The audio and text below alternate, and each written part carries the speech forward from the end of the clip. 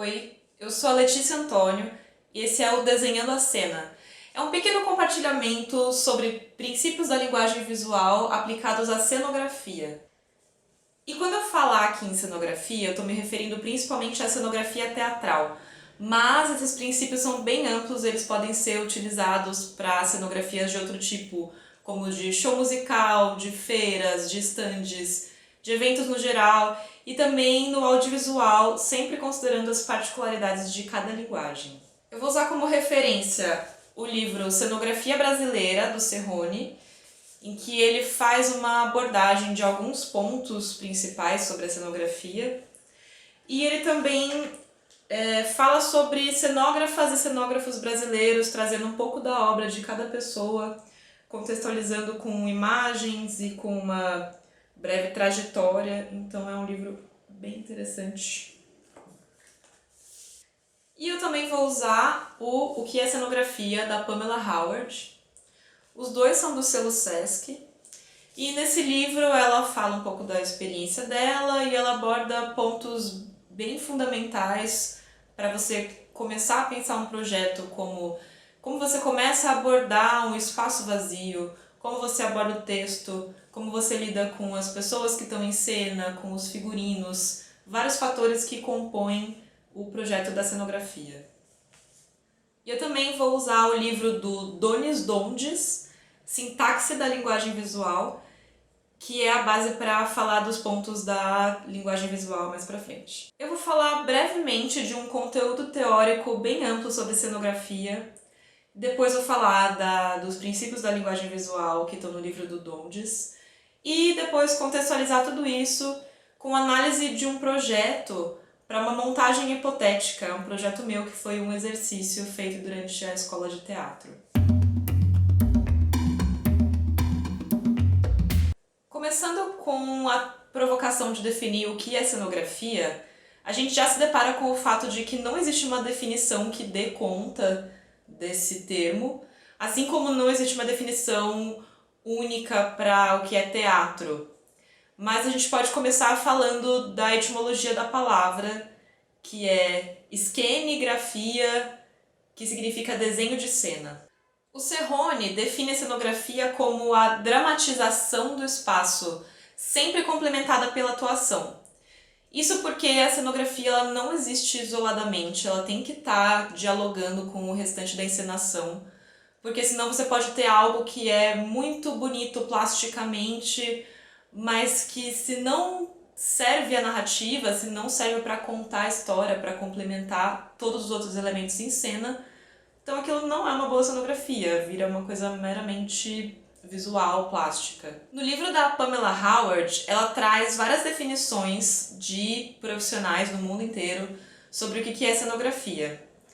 E uma delas é a da Dorita Hena, neozelandesa, que ela fala que cenografia é um desenho de papel dinâmico que acontece no palco, orquestrando o ambiente sensorial e visual da performance.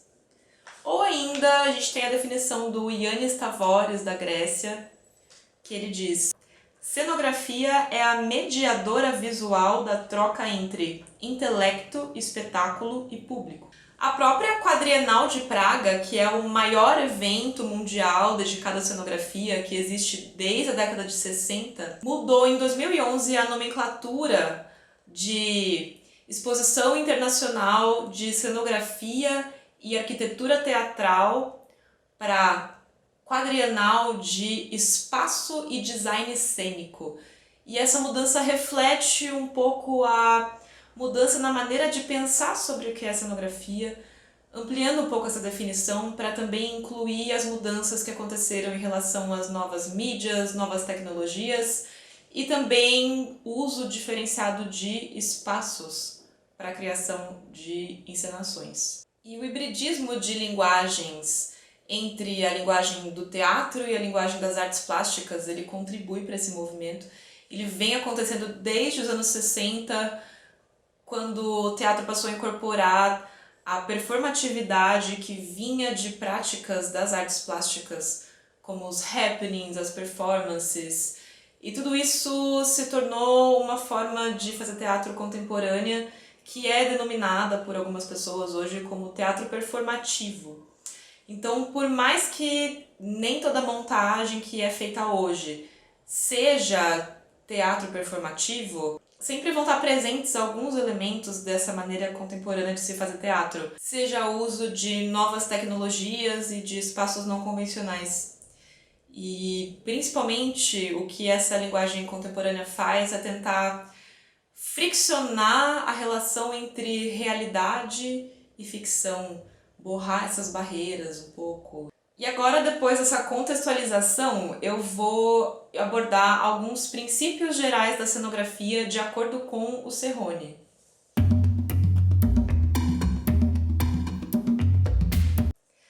A pessoa que atua é o centro do espetáculo. Bom, a cenografia ela não deve concorrer com a pessoa que está em cena atuando, não deve dificultar a vida da atriz, do ator. Por isso é sempre importante acompanhar ensaios, ter em mente o que está sendo feito em relação ao espaço cênico. Se você está usando objetos de cena específicos, como é que aquela pessoa está se movimentando no ensaio, isso é fundamental.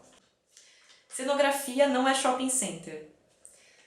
Uma boa cenografia não é constituída por conta de um grande volume de coisas no palco, muitos elementos, muitos apetrechos, efeitos. Ela pode conter essas coisas, mas o mais importante é que ela converse com o restante da encenação.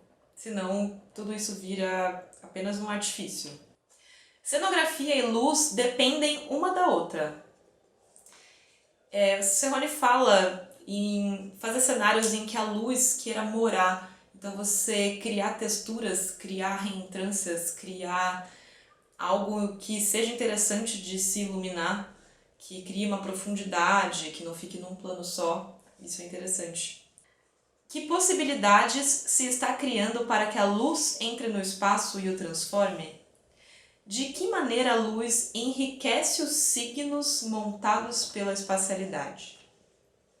E também é muito importante lembrar que a luz influencia na cor do seu cenário, então essa comunicação entre a pessoa que vai iluminar tem que ser muito bem feita para que seja feito o melhor proveito das cores utilizadas no cenário. Cenografia é imitação da realidade. E aqui ele fala que a imitação da realidade não é a realidade em si. Então, geralmente é mais interessante você tentar trabalhar por uma abordagem menos naturalista, aquela que quer reproduzir literalmente a realidade, e mais com efeitos que vão dar a imitação, a impressão daquilo que você quer demonstrar. Em cenografia, nada pode ser gratuito. E não é que necessariamente todo elemento tem que ter uma função física. Por exemplo, se tem uma cadeira, alguém precisa necessariamente sentar ali. A cadeira pode estar ali de uma forma simbólica, mas ela tem que comunicar alguma coisa. A pessoa que está assistindo tem que entender por que aquele elemento está ali. Além desses princípios, eu resolvi falar da composição visual aplicada ao espaço tridimensional. Quando a gente pensa a cenografia, é importante considerar o espaço volumetricamente. Então, você pode criar interesse visual utilizando o volume por meio de elementos que vão elevar o chão, que podem ser praticáveis, podem ser também elementos suspensos que vão estar em planos diferentes. Todos esses elementos abordam a tridimensionalidade do volume que você está trabalhando. E é muito importante considerar a relação com o público, em que distância as pessoas vão estar naquele espaço que você está apresentando, para considerar a escala dos elementos que estão em cena. Porque, por exemplo, você pode ter uma florzinha que é muito pequena e quando você está perto dela você enxerga, mas aquela pessoa que está ali na plateia não vai enxergar, então você teria que considerar isso e fazer um elemento de um tamanho maior. É bem importante pensar nessa escala. Quando a pessoa está assistindo o espetáculo, ela está numa relação que é ao mesmo tempo tridimensional e bidimensional com o espaço. Então é interessante pensar nesses princípios da sintaxe visual, da linguagem visual que eu vou trazer, mesmo eles sendo do design gráfico, porque eles interessam na hora de projetar o espaço e também eles vão se traduzir, eles vão transparecer para aquela pessoa que estiver assistindo. Ao falar em sintaxe visual, a gente está falando da organização dos elementos da linguagem visual, assim como a sintaxe verbal está falando da organização dos elementos da linguagem verbal, que são as palavras. Quando isso se refere à visualidade, você está falando da organização desses elementos dentro de uma lógica, que não é uma lógica exata, mas é sim uma lógica que pode ser dissecada, que pode ser aprofundada. A gente pode ter uma maior clareza desses elementos para conseguir tanto escrever mensagens, compor mensagens visuais, quanto interpretar essas mensagens. E então é bem importante falar em alfabetismo visual, principalmente em uma época em que o nosso dia a dia está extremamente saturado de imagens, que a gente se comunica muito por imagens. Eu me baseei no livro do Dondes, em que ele indica os elementos base da linguagem visual, que para ele são os seguintes, que seriam a caixa de ferramentas de todas as comunicações visuais.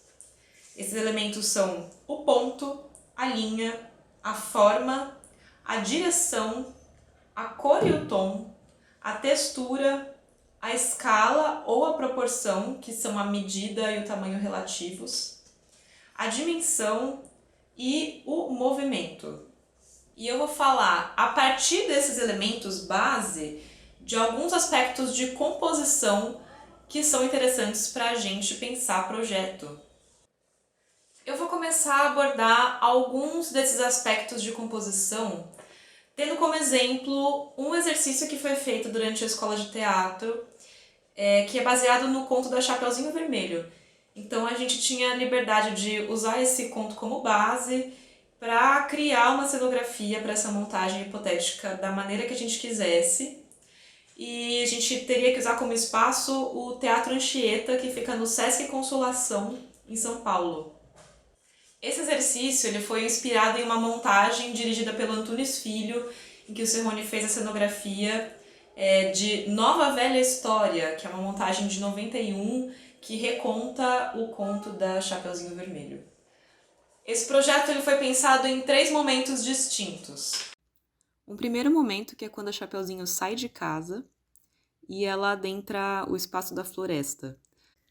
Aí, nesse caso, o chão da floresta foi representado por um plano de madeira que se desdobra num outro plano que vira a cobertura dessa casa da avó. Os outros elementos dessa floresta são os mastros, que fazem o papel de troncos das árvores, e eles podem ser elementos tanto de madeira quanto de metal, e estariam suspensos por cabos, assim como os elementos retangulares que representam as copas das árvores, que são tecidos de diferentes texturas e diferentes transparências, em vários tons de verde, e esses elementos também estão suspensos. Depois a gente tem um segundo momento, uma segunda cena, em que a Chapeuzinho ela chega na casa da avó e ela se depara com esse lobo que está disfarçado de avó e se instaura uma sensação de tensão nessa interação que eles têm. E nesse momento, esses troncos de árvores, eles se deformam e eles vão caindo aos poucos e vão deixando de ficar perpendiculares ao chão para contribuir com essa atmosfera de tensão. Assim como a própria casa da Chapeuzinho, a casa de onde ela saiu no começo da história. Ali, a casa da avó, ela está representada com poucos elementos muito pontuais, que nesse caso são a cama e uma luminária. E quando o lobo disfarçado de avó e a Chapeuzinho circulam por ali, eles também ocupam o espaço do proscênio, ficando mais próximos ao público. Então a gente tem um momento final que faz referência a uma versão do conto da Chapeuzinho Vermelho em que ela consegue escapar do lobo sem recorrer a nenhum lenhador, a nada assim, e ela volta para casa. Nesse momento ela volta e a floresta ainda está do jeito que ela estava antes, com essa atmosfera de tensão, só que agora ela está com novas cores, novas luzes, isso para representar uma certa mudança que aconteceu na própria jornada da Chapeuzinho. Em relação a esse projeto, a gente pode começar a abordar a sintaxe visual pelos conceitos de tensão e equilíbrio. De acordo com o Dondes, a tendência natural da visão humana é situar as formas que a gente enxerga dentro de um eixo horizontal e de um eixo vertical. E daí uma forma simples de criar tensão é quando você desloca algum elemento desse eixo. No caso do projeto, os mastros, que representam os troncos das árvores, eles começam perpendiculares ao chão, perpendiculares ao plano horizontal. E isso é para trazer uma noção de ordem, de estabilidade, de familiaridade. Assim como a representação da própria casa da Chapeuzinho, que ela está também nesse eixo vertical. Quando os troncos eles passam a aparecer tortos, isso simboliza uma ruptura dessa ordem que foi previamente estabelecida. Um outro binômio da composição que se relaciona com esse projeto é o de nivelamento e aguçamento. Isso se relaciona também com os conceitos de tensão e equilíbrio.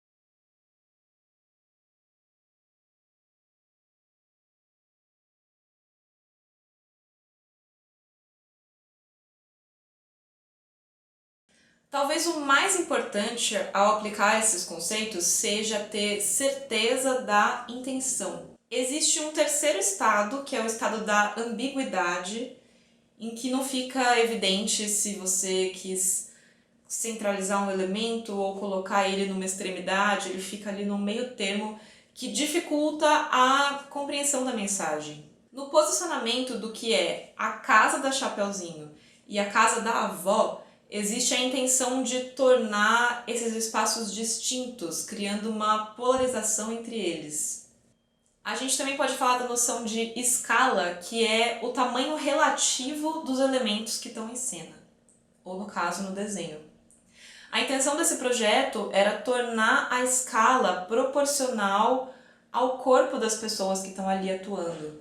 A gente pode dizer que as dimensões estão compatíveis com a escala humana. Isso é sempre importante de se considerar no projeto, de que maneira que a escala dos elementos ela vai enfatizar as pessoas ou ela vai diminuir as pessoas. A gente pode pensar, por exemplo, se esse projeto fosse feito num espaço muito maior e os elementos fossem superdimensionados muito maiores do que eles estão ali representados. Que sensação que isso causaria? Você ia ver elementos muito grandes e atores pequenininhos ali. Então isso faz uma diferença muito grande na hora de pensar a sensação que isso vai transmitir no seu projeto. Ao meu ver, esses são os elementos principais que ajudam a nortear a composição. Todos os conceitos que foram mencionados aqui, eles estão presentes em qualquer composição visual e também em qualquer composição que é feita no espaço. A gente sempre pode pegar uma imagem e analisar ela de acordo com esses pontos que foram colocados. E também o Dondius fala de outros pontos diferentes, que eu não vou abordar aqui para não ficar tão extenso. Mas a questão é que toda mensagem visual ela tem esses elementos ali que você pode ler. E eles podem ter sido feitos deliberadamente ou não. A diferença é que quando você conhece a anatomia da mensagem visual, quando você conhece a sintaxe da linguagem visual, você consegue manipular esses elementos de uma forma deliberada para assim criar uma mensagem com mais intencionalidade, para criar algo que chega até o público, comunicando aquela mensagem que você quer. Muitas vezes a gente projeta a partir de referências e acaba aplicando esses princípios instintivamente. Mas a questão é que a alfabetização visual, o conhecimento desses elementos, isso te dá maior autonomia no processo criativo. Assim como pensar sobre os princípios de cenografia que foram colocados aqui. E essas são só algumas das ferramentas que você pode utilizar para começar a abordar um projeto, a pensar um projeto.